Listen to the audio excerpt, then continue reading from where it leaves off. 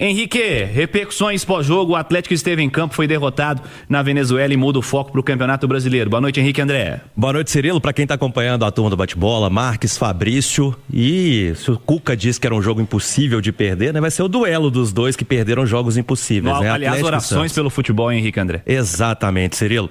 O Atlético, lembrando que essa derrota para o Puerto Cabello foi a primeira do Galo contra equipes venezuelanas na história, né? Foi o 15º confronto. O Atlético tinha 11 vitórias, 3 empates e nenhuma derrota.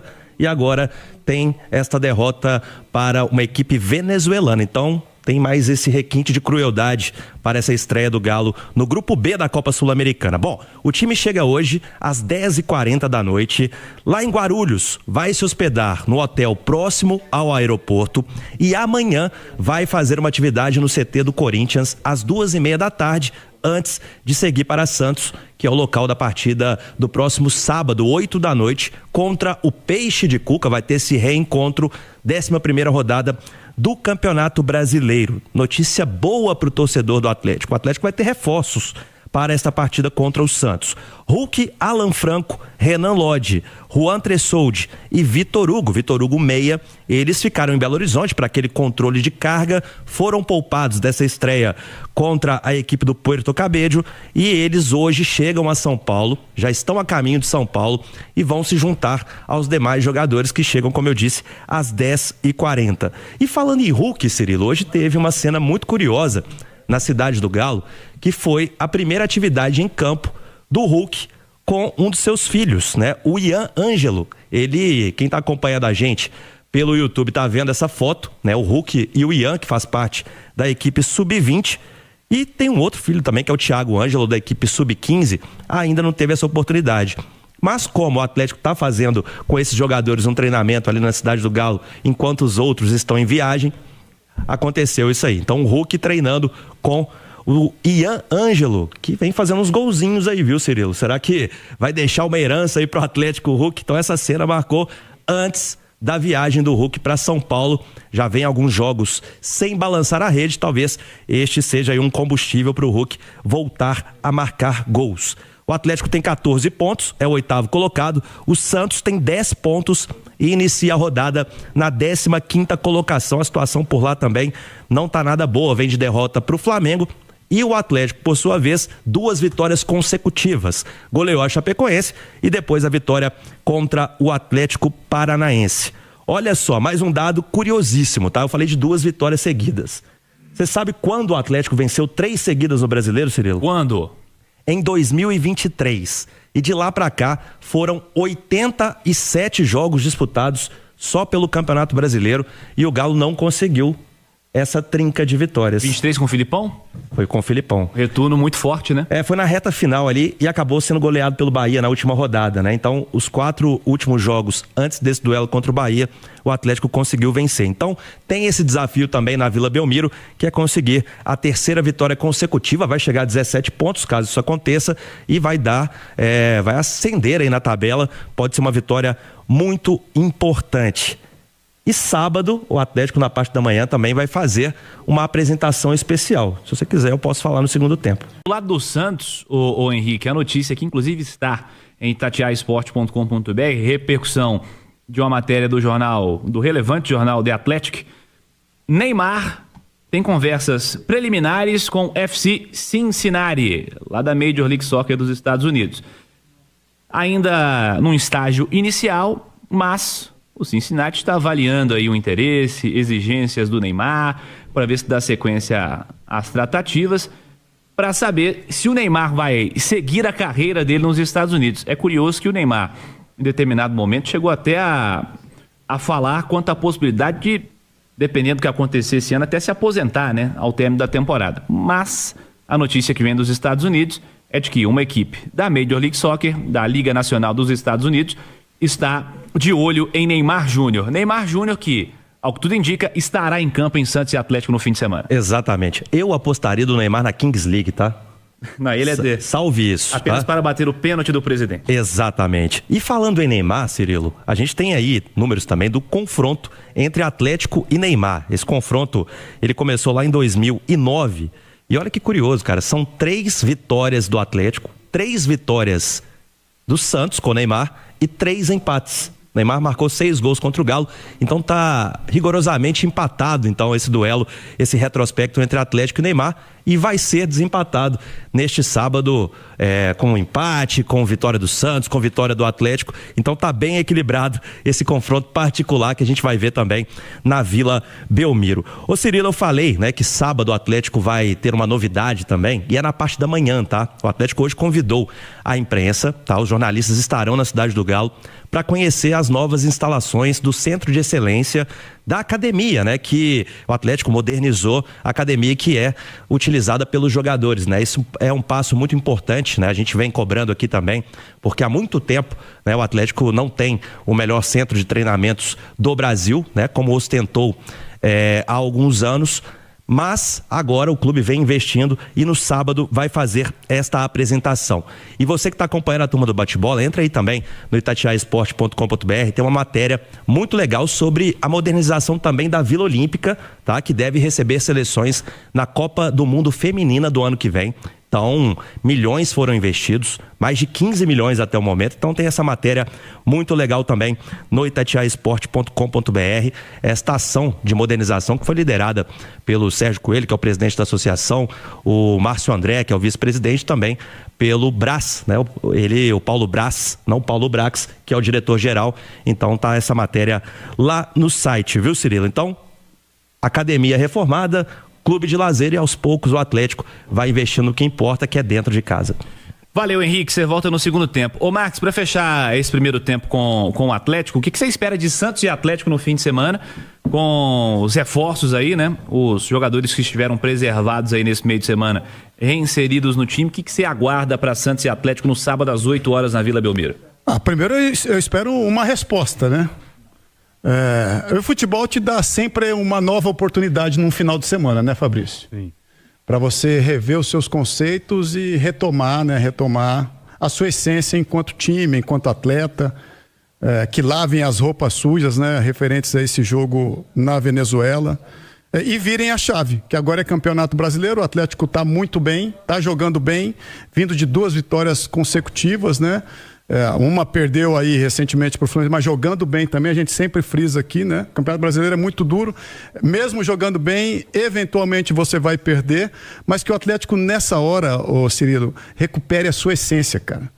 Nesse espaço tão curto de tempo, né? Onde você jogou bem, você convenceu, você atacou o adversário, fez os seus gols trabalhados, né?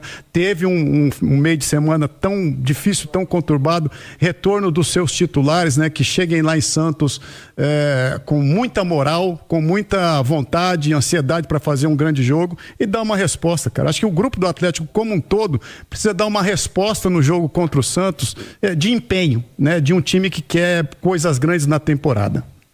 Fabrício, o que esperar de Santos e Atlético no fim de semana? Eu acho que o Atlético tem total condições aí de conseguir essa terceira vitória aí consecutiva. O Santos vem numa pressão absurda, tá? Pressão absurda, toda hora pipocando negócio sobre o contrato do Neymar. Hoje eu tava participando aí do CNN Sports aí pela parte da manhã, e a gente entrou nessa pauta do Santos.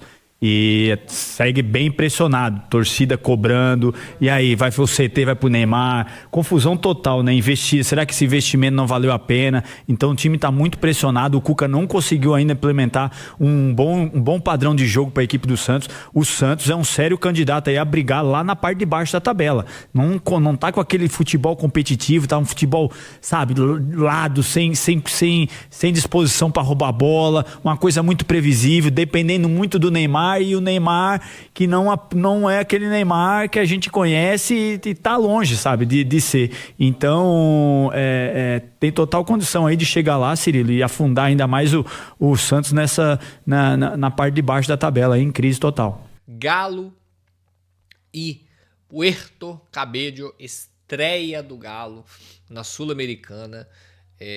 Começar do começo, né, onde a gente sempre faz aqui.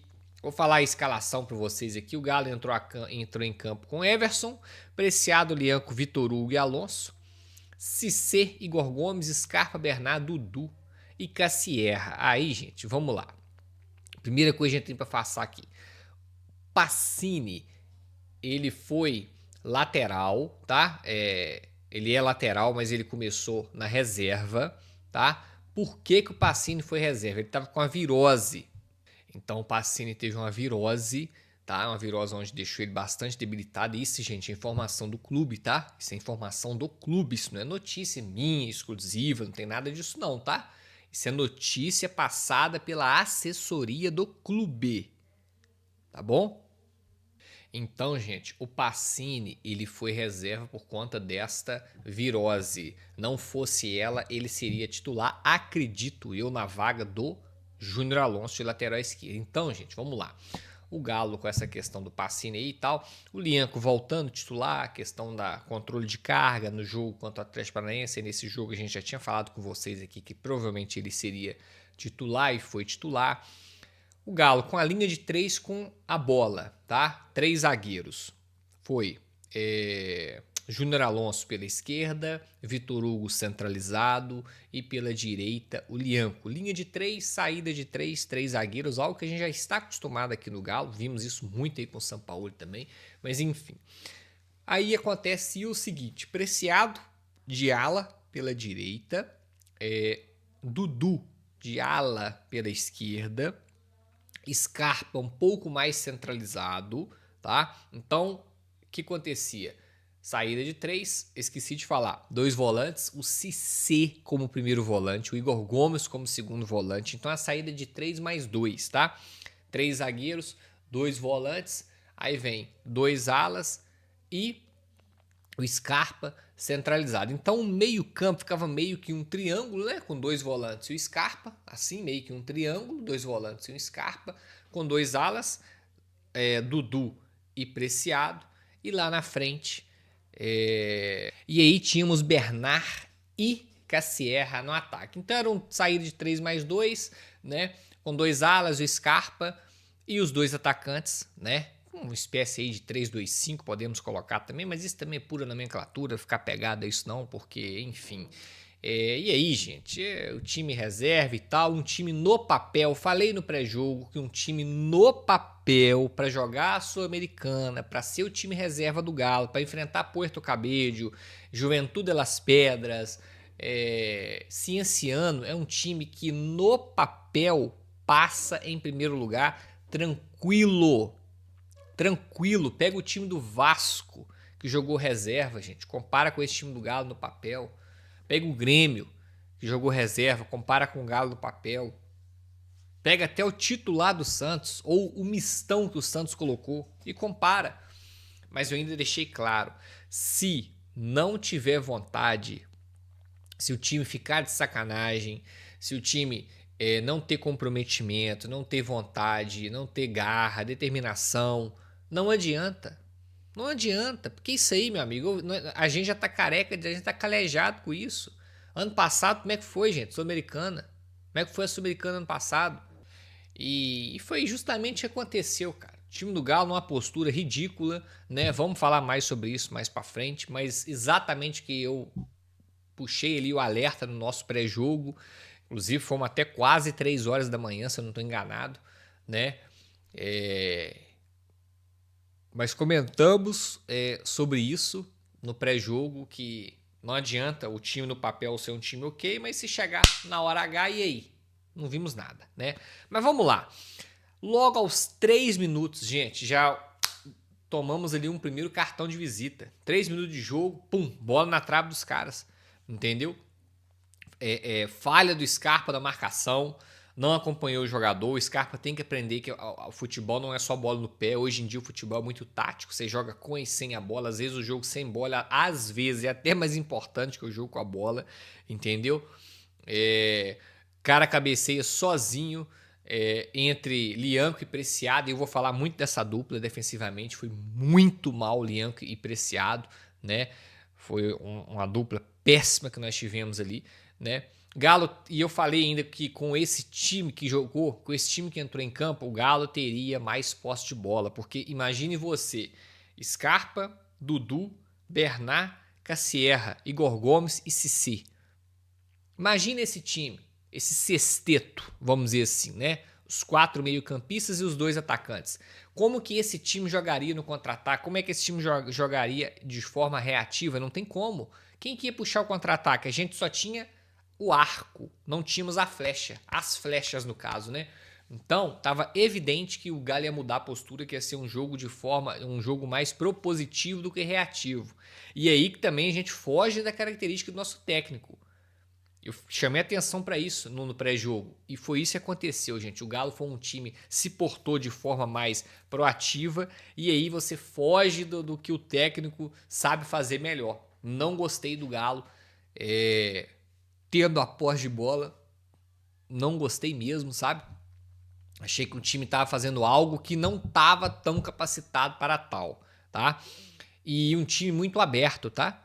Falamos isso também no pré-jogo, quando parecia engenheiro de obra pronta, depois se critica, é muito fácil. Não, falamos isso, gente, no pré-jogo. Deixei claro, ó, esse time aí tá muito exposto, hein? Cacerra marca alguém, Bernard marca alguém, Scarpa marca alguém, Dudu marca alguém, o Igor Gomes é primeiro, segundo volante, o Cissé nunca foi primeiro volante, o Preciado marca muito mal. Nós estávamos com 3 zagueiros voltando de lesão, Lianco, Júnior Alonso e Vitor Hugo. Então eu já falei no pré-jogo, não gostei da escalação, um time muito exposto, o Barba errou. A gente está num clima muito bom com o Barba. Eu, particularmente, estou bem esperançoso na campanha do Campeonato Brasileiro. Acho que esse ano a gente não vai brigar para não cair. Acho que o Galo pega aí primeira parte de tabela, se continuar do jeito que tá. Tem tudo para pegar a primeira parte de tabela. Quem sabe até sonhar aí com um G8, né? Se fazer uma força aí G7. Mas quando o Barba errar, eu vou criticar. Que é isso, gente? A torcida do Galo, uma parte dela fica nessa. Para criticar, às vezes, é um extremo absurdo.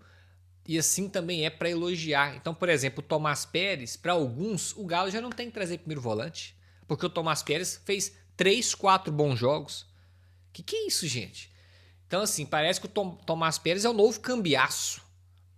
Né? Tomás Pérez é o melhor do mundo. Que é isso? Calma, muita calma. Temos que ver muito ainda do Tomás Pérez. Muita calma.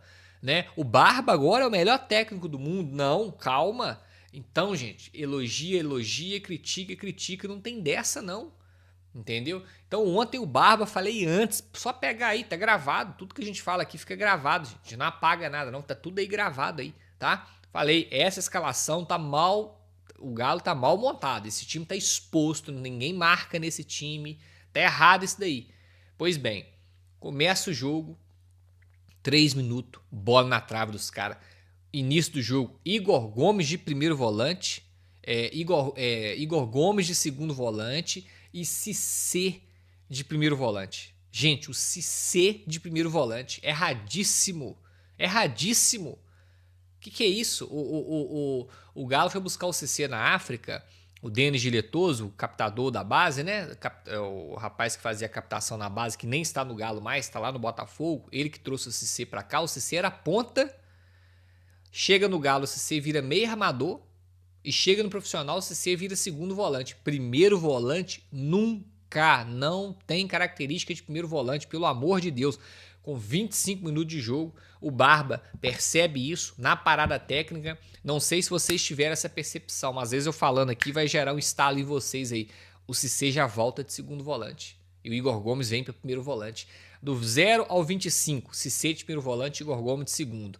Parada técnica, o Barba viu que estava tudo errado, ele muda. Cissé de segundo, Igor Gomes de primeiro, até porque, gente, o Igor Gomes também não é primeiro volante. O Barba errou feio na escalação.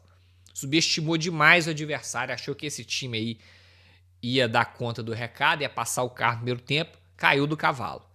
E isso é importante isso, que ele vai vendo mesmo. A gente, eu, você que tá aí provavelmente, sabe muito bem que a gente não dá para contar com o Igor Gomes, com o Bernard. Não dá para contar com essa turma não, gente. Com o Júnior Alonso, entendeu? Não adianta, esquece. Não dá, não vai, não gira. A gente sabe a falta de comprometimento sem a bola do Dudu, do Scarpa. O Barba tá vendo isso ainda e tá tudo bem, é isso mesmo, o cara chegou agora. O Barba chegou agora no clube, gente, tá muito recente, não fez uma pré-temporada com esses caras, não teve mais de 20 sessões de treino para trabalhar até hoje, entendeu? Então é importante nesses jogos assim, que valem menos, o Barba quebrar a cara mesmo, a palavra é essa, e aprender na dor o que a gente já aprendeu faz tempo, né? O Bernard, o Igor Gomes, o Alonso não serve nem para ser reserva do Galo, gente. Se tiver todo mundo à disposição, eu monto um time aqui, eu coloco esses caras no time C, entendeu? Mas é isso.